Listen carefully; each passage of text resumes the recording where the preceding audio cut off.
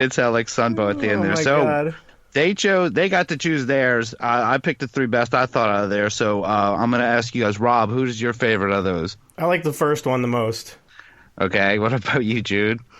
The first one makes me laugh. The second one sounds like the whoosh whoosh whoosh woo guy. Yeah, Rob, And you then- need to get those soundboard cues up. We might have to enter them in this contest too. But go on. I don't know. The third one sounds like Sasquatch falling off of like building like World Trade Center 7. He just is.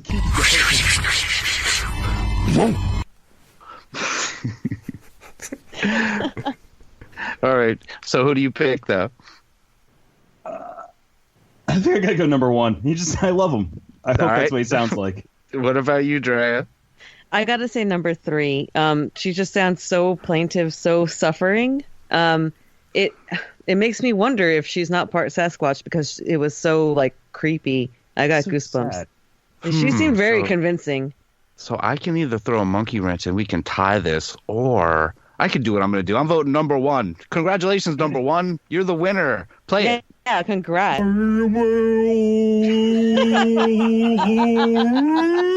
Oh, he's so thankful. All right. He's so thankful. It's like I love you in the beginning of it. This is Aw. great. Sounds Well, like congratulations. Oh my! Congratulations. As winner of the Whitehall Bigfoot Sasquatch Calling Unbelievers podcast Patreon exclusive competition, you are now added to the soundboard. Let's hear you one more time.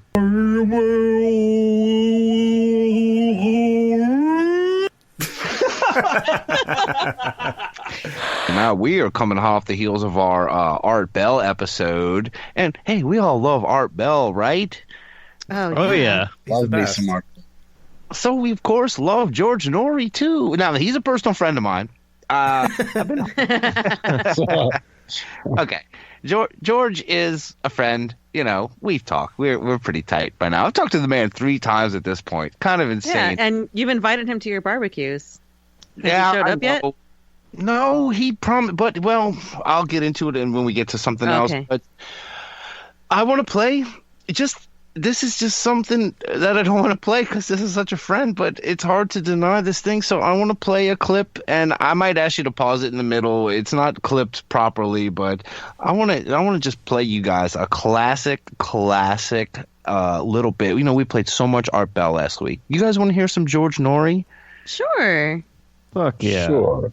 Let's see what he's bringing. All right, let's hear some George Norrie, current host of Coast to Coast AM. Well, let me tell you my story now. After I got off the air Monday night, I normally drop by a little convenience store on the way home. I pick up a whole wheat turkey sandwich, and I was hungry. I was starving. They didn't have any. It was the first time. So, rather than just go home empty, I said, you know what? What can I buy? So I bought these little pizza rolls, a little tiny box of them. Not very healthy, I don't think, but I bought them anyway. Went home, microwaved them by the instructions, took them out, and I touched it. And it was very lukewarm, almost cold. So I picked one, and I bit into it. And I am telling you, it was the most scorching pizza stuff I have ever eaten. This stuff was in my mouth. It felt like it was 500 degrees. It was unbelievably hot. I had pause. to spit it out. No, that sounds familiar. Now, if that sounds familiar, yes, that's the clip we use in the intro. It felt like 500 degrees in my mouth. It was unbelievably hot. That's amazing. Yeah, we've gone from Art Bell to... I'm sorry, George Norrie, but we've gone from Art Bell to this. It sounded like George Norrie had the munchies after the show. He's like, "Oh, I didn't have a turkey sandwich, so I got some pizza Yeah, rolls." first of all, I want to know what whole wheat turkey is.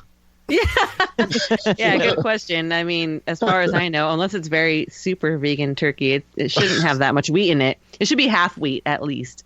And is he buying his whole wheat turkey at a gas station? It sounds like he's talking about a gas station. I guess this is his How sad are you? You're George Norrie, dude. You should have your fridge should be stocked. It's on the way home from the studio. At the end of the night, he stops every single day. He stops there. He gets the whole wheat turkey sandwich.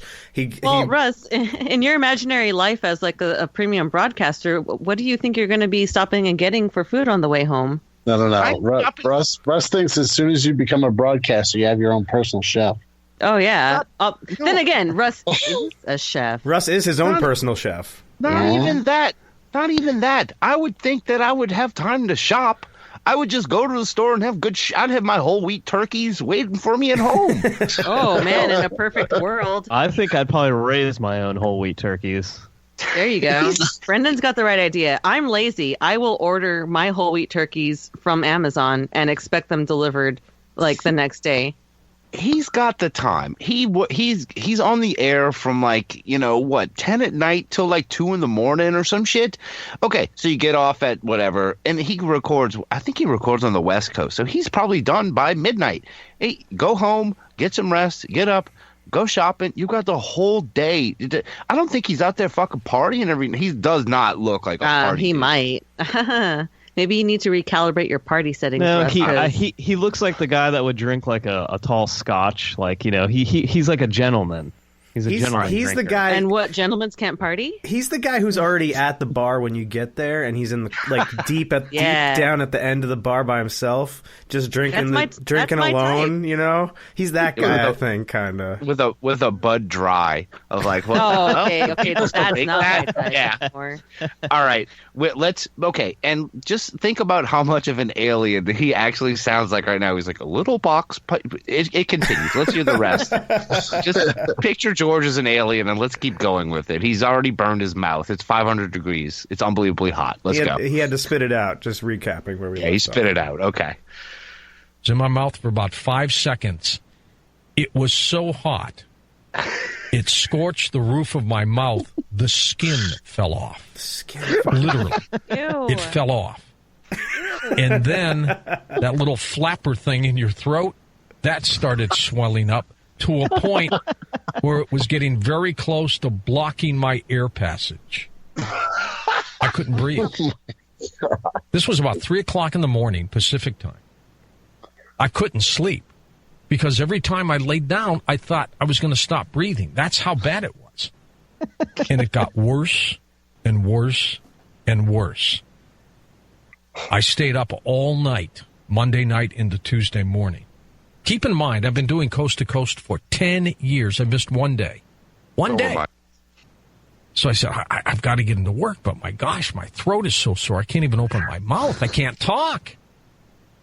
I called producer Tom the next morning. I said, Tom, I got a problem. I think I said, Tom, I got a problem. He came by, took me to the hospital. Tom's born in L.A., so he knows all these places. Pause. They kept me there for about 4 hours. Pause. And he said... Pause. I feel like they kept him there for 4 hours because of the lines alone, just waiting. Okay, you've been recording Coast to Coast AM for 10 years, but you have to get your producer because he knows where all these secret places are, like hospitals? What the fuck? That's a very good point, Russ. I mean, what has this man never known a medical emergency besides, like, I felt fire in my mouth. That's more alien. That's more alien talk from this guy. Yeah, exactly. I'm on the same page.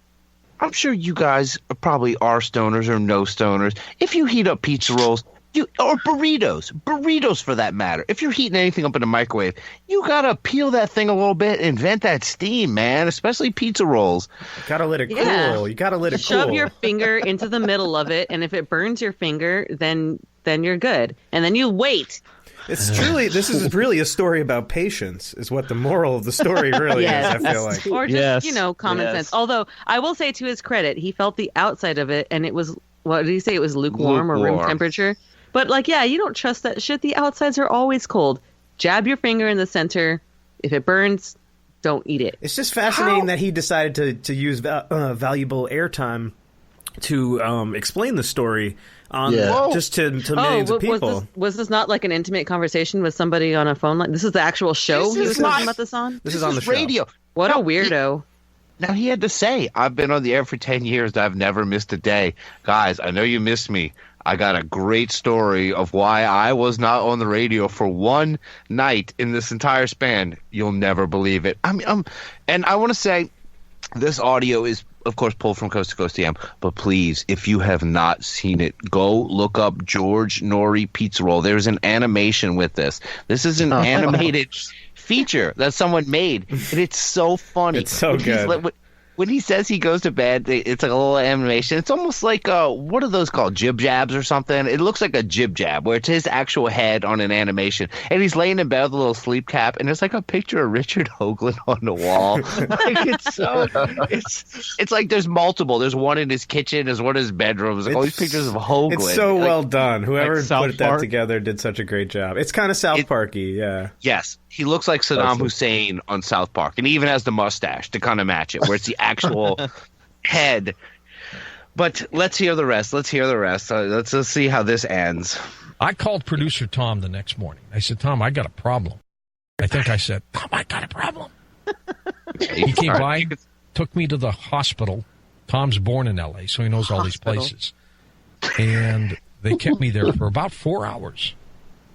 And he said, you have second-degree burns, and had it gotten any worse, you would have had some real severe problems. And had you swallowed that stuff, we would have had to go down your esophagus and do all kinds of stuff to you. It was unbelievable. Well, I figured, maybe I can go on the air, and executive producer Lisa said, no, just take it easy. So we got Rob to fill in, and I figured, okay, I'll do Wednesday night show. I couldn't do it. So I figured I'll do one more. I'll come in. Thank God we've got Linda Moulton Howe tonight with all her stories, because she'll be doing the lion's share of tonight's stuff. But I'm going to tell you something. There is a warning to you. They had a little warning on the back of the box that said, this stuff gets hot. In so many words. And I have since been told by a lot of people that this has happened to them. Little kids, everybody. When you touch it, you think it's okay to eat. It's cool. It doesn't feel that hot at all.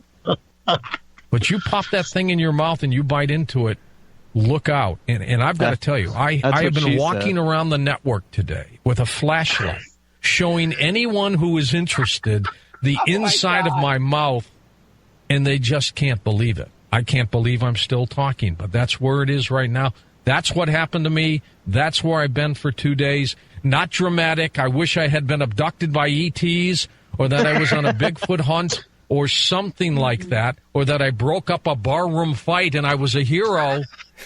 But it wasn't that way. I bit into a pizza roll, and it knocked me out for 2 days. Back in a moment on Coast to Coast AM.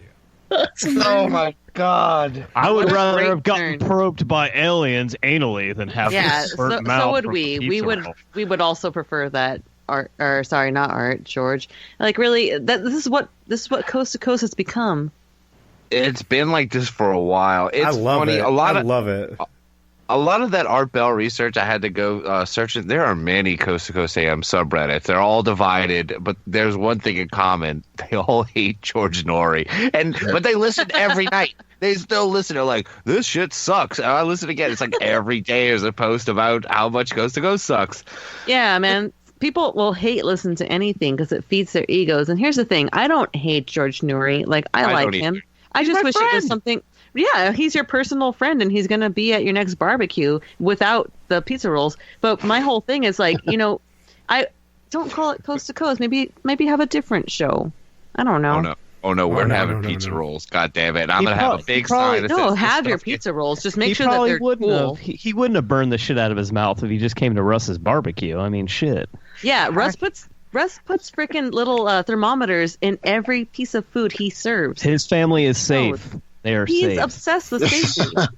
He is. The same way I serve my whole wheat turkey wraps, I cut them in half, and same with my pizza rolls. I cut them in half. There's little fancy toothpicks in there, and they're cut in half. They're already cooled and vented. They're fine. Yeah, I like that whole... The toothpicks are thermometers. Yeah. Russ's steaks have side view mirrors. So you know what you're regretting when you leave behind other barbecues. Yeah, just to rub it in their faces. I'm using the side view mirror. I'm walking around showing people the inside of my mouth. I got a flashlight, a side view mirror. Could you imagine working with someone who was walking around with a flashlight going, hey, you want to look down my throat? No, I don't. Everyone he ran into